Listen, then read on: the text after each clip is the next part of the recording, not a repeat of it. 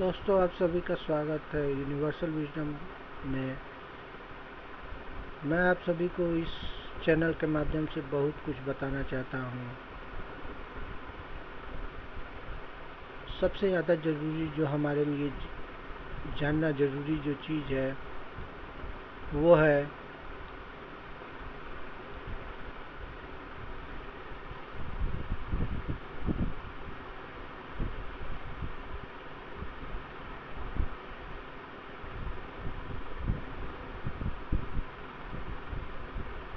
कि हम किसी भी चीज़ को देखें कैसे।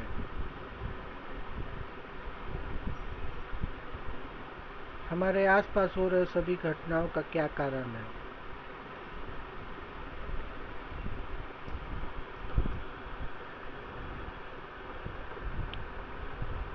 किस कारण से हम सभी यह नहीं जान पा रहे हैं कि हमें करना क्या चाहिए और हम कर क्या रहे हैं, ऐसा क्यों है।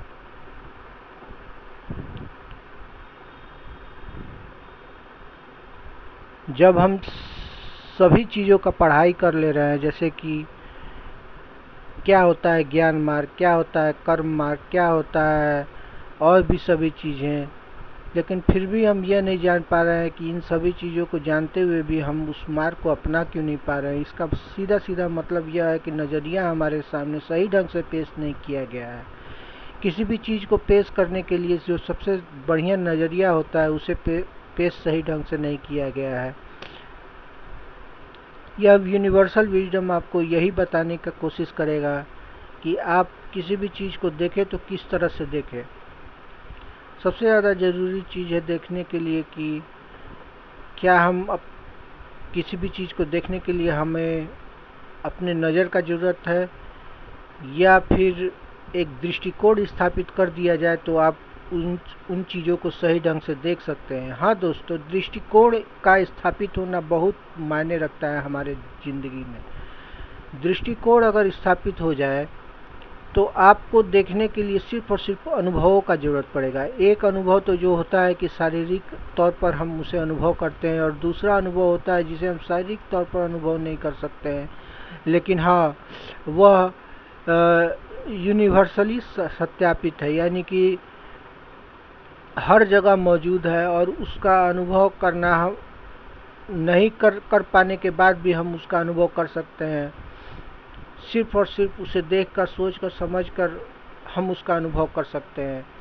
जैसे कि बहुत सारी एग्जाम्पल्स आपके सामने मौजूद है, आप चाहे तो उन सभी एग्जाम्पल्स को ले सकते हैं। मैं एक एग्जाम्पल आपको दे रहा हूँ कि जैसे कि पहली बार क्या होता है कि आपको चोट लगती है, और जब चोट लगती है तो आपको यह एहसास होता है कि आपको चोट लगी है। उसी तरह जब गाय को चोट लगती है तो उसके लिए आपको एहसास का ज़रूरत नहीं होता है, क्योंकि आप जान चुके होते हैं कि यह जो चोट लगा है गाय को उसका एहसास कैसा होता है। तो ऐसे ही ये सारी चीज़ें जैसे कि एक दूसरे से जुड़ी हुई है। अगर आप पूर्ण तरह से कोशिश करेंगे जानने का तो यह जान पाएंगे कि यह हर अनुभव का कैसा अनुभव होता है। जैसे कि ताली बजाने पर हाथों में होने वाले जो भी अनुभव पैदा होते हैं, उन अनुभवों को जानना, यह एक छोटा मोटा एग्जाम्पल है दोस्तों, लेकिन इसे ब्रॉड वे में अगर देखा जाए, बड़ा विस्तार करके अगर देखा जाए तो हम इसे समझ सकते हैं बहुत आसान भाषा में कि अनुभव ही हमारी ज़िंदगी का सबसे बड़ा ज़रूरी चीज़ है।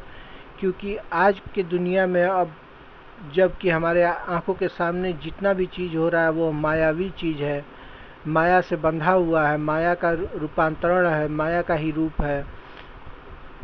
माया अपना चारों तरफ पैर पसार रही है। तो हमें समझने के लिए सबसे ज़्यादा ज़रूरी पड़ेगा हमें अपने अनुभवों का ही, क्योंकि बिना अनुभव के हम इस माया के चक्कर में फंसे रह सकते हैं और नहीं जान पाएंगे कि क्या सच्चाई है और क्या झूठ है।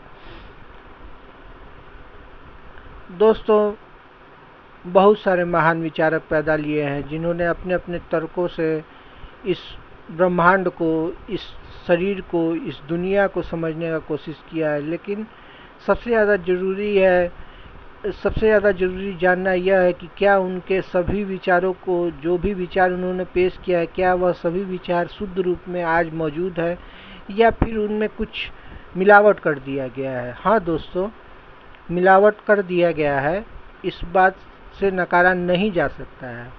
जैसे कि मतों में भेद होना, जैसे कि मत, किसी के एक मत है और किसी के अलग मत है। एक ही संप्रदाय से निकले हुए लोग अपने मत मतांतर के कारण विभिन्न अपने में विभाजन का स्वरूप देखते हैं कि हम इनसे अलग हैं। तो जैसे कि हम सभी इंसान होते हुए भी हम संप्रदायों में बटे हुए हैं, जातियों में बटे हुए हैं, रंग के आधार पर बटे हुए हैं। तो ये सभी चीज़ें होने के कारण हम ये नहीं जान पा रहे हैं कि आखिर सत्य को जाने तो जाने कैसे। तो ये सारा माया का खेल है। हाँ दोस्तों, मैं पहले भी बता चुका हूँ इन सभी चीज़ों के बारे में और एक बार और भी बताना चाहूँगा। जैसे कि हम लोग जानते हैं कि आज़ादी, जब हमें आज़ादी मिली थी अंग्रेज़ों से, तो अंग्रेज़ों का सबसे पहला जो नियम था, जिस नियम को वो अपना करके इस देश पर राज कर रहे थे, वो था डिवाइड एंड रूल, बांटो और राज करो।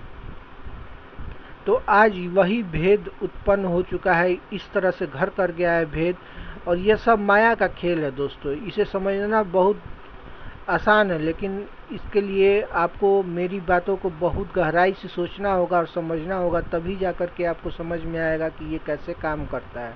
यह माया कोई बड़ी चीज़ नहीं है दोस्तों, ये माया बहुत तुच्छ चीज़ है, लेकिन इस तुच्छ चीज़ में ही हम फंसे हुए हैं। ऐसे इस तरह से फंसे हुए हैं जिससे लग रहा है कि हम निकल नहीं सकते हैं और अन्य कष्ट को हम सह रहे हैं इस माया के कारण ही। बहुत बार तो क्या होता है कि लोग अलग अलग मतों को प्रस्तुत करके यह बताने की कोशिश करते हैं कि हम फंस चुके हैं, लेकिन ऐसा नहीं है। अपने मतों को अपने पास रखिए, क्योंकि हम फंसे हुए नहीं हैं, हम निकल सकते हैं और हमारे पास मार्ग है उस निकलने के लिए। जैसा कि महात्मा बुद्ध ने कहा है, चाहे बहुत सारे मत वाले लोग हैं ऐसे मौजूद जो कि कहते हैं, जिनके पास इस बात का प्रमाण है कि हम इस माया से कैसे निकले। माया से ही नहीं, ये जो भी चीज़ें हमें फंसा रही है, जिसके बारे में हम जान नहीं पा रहे हैं, ये फंसा रही है या फंसा रहा है। मैं पार्टिकुलरली स्त्रीलिंग पुल्लिंग नहीं करना चाहता हूँ, मैं साफ साफ ये कहना चाह रहा हूँ कि इसमें फंसे रहने के कारण ही हम यह सच्चाई को देख नहीं पा रहे हैं। हमें निकलना होगा, हमें कोशिश करनी होगी, और अगर हम सही ढंग से कोशिश करते हैं तो हम इससे निकल सकते हैं। दोस्तों, माया का सबसे बड़ा सच्चाई यही है कि माया एक ज्ञान है। यह ज्ञान जिसके पास होता है वो माया का इस्तेमाल करके हमें फंसाता है। दोस्तों, हम सभी जानते हैं कि माया का ज्ञान माया का ज्ञान पाना कोई कठिन चीज़ नहीं है हमारे लिए, लेकिन माया का ज्ञान का दुरुपयोग करना ये बहुत गलत बात है। अगर हम इसे समझें कि माया का क्या ज्ञान होता है, तो माया का ज्ञान होता है एक ऐसी दुनिया का निर्माण करना, दुनिया का निर्माण करना। सच्चाई यही है दोस्तों, एक दुनिया का निर्माण करना, अपने कल्पनाओं के आधार पर उस दुनिया का निर्माण करना और उस दुनिया में उन चीज़ों का विस्तार करना जिससे कि अपनी कल्पनाओं की सार्थक सिद्धि हो। लेकिन सबसे ज़रूरी बात है कि यह ज्ञान हमें मिला कैसे, या यह ज्ञान हमें मिलता कैसे है, या इसका लक्ष्य क्या है। जी हाँ दोस्तों, माया का निर्माण करना कोई बड़ी बात नहीं है, लेकिन इसका लक्ष्य अगर गलत हो तो इसका निर्माण करने वाला हमेशा अंततः फंस ही जाता है, और फंसने के बाद उसका हश्र बहुत बुरा होता है। इसीलिए हमें माया से तो बचकर रहना ही होता है, लेकिन माया का निर्माण करने वाले को भी समझना होता है कि ये माया का निर्माण किसने किया है। हम लोग आजकल सो करोड़ भगवान के रूप में बहुत सारे लोगों को जानते हैं, लेकिन सच्चाई यही है दोस्तों कि क्या यह सही है, क्योंकि अपने अपने मत को प्रस्तुत करने वाले लोग अपने अपने सच्चाइयों को सामने रखते हैं, और बहुतों ने अनीश्वरवादी को अपनाया तो किसी ने एकेश्वरवादी को अपनाया तो किसी ने बहुईश्वरवादी को अपनाया। इसका मतलब यह है कि कोई ईश्वर में विश्वास नहीं करता है तो कोई ईश्वर में विश्वास करता है, तो कोई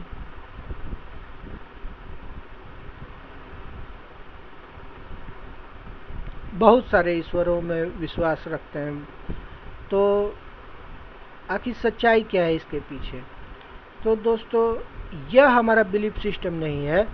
बिलीफ सिस्टम हमारा दूसरा है। बिलीफ सिस्टम तो यह कहता है कि हमें सिर्फ और सिर्फ विश्वास होना चाहिए, और विश्वास होने के लिए हमें अपने कर्मों पर ध्यान देना चाहिए कि हमने क्या कर्म किए हैं। जो कर्म किए हैं उसके आधार पर ही हमें फल मिलेगा। ये नहीं है कि जैसे कि कोई कहता है कि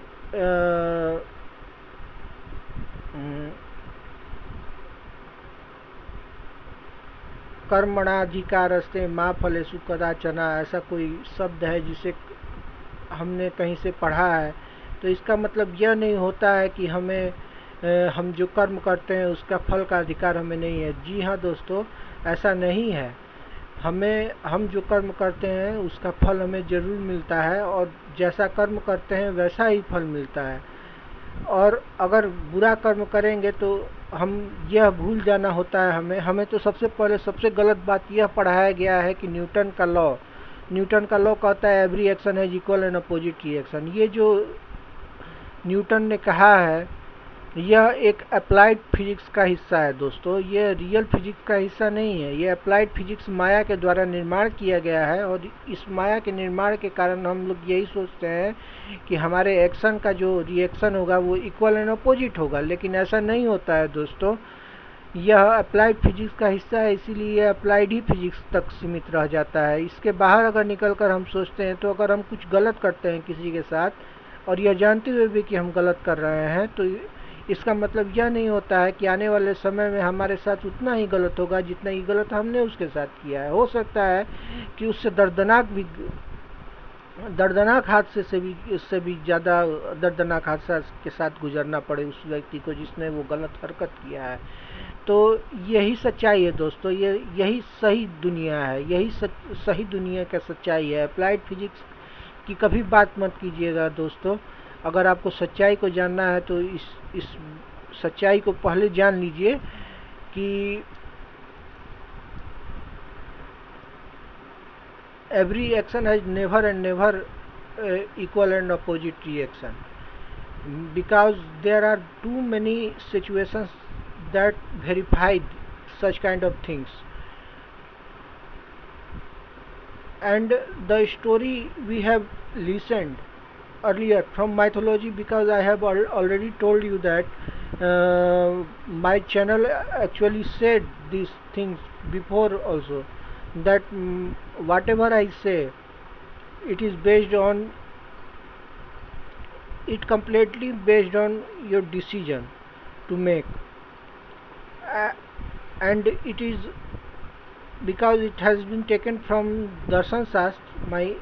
Each and every ideology has been taken from Darshan Shastra, so I will present my every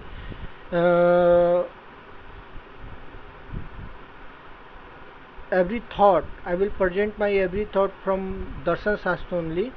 And Darshan Shastra doesn't mean that I am saying talking about here about philosophy, because philosophy is not Darshan Shastra. Philosophy is other than Darshan Shastra. Darshan Shastra talk too much about Darshan Shastra actually talk about deeper knowledge, very deeper knowledge about our aspects of life. But the philosophy doesn't talk such kind of thing. If you want to take some example, then I can say that we have already heard about John Descartes, who say I am only because I think so. Do you really think that this is a true form of reality, that anyone think that he is, that is why he is present?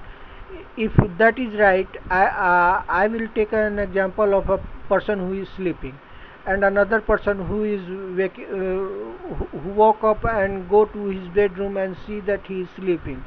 At during the sleep time, he is not thinking about himself that he exists or not exist. Because at that time his thought process is not working, or thought process is working null. But the second person who go to his room and see that he is sleeping, then what did he find? That he do exist.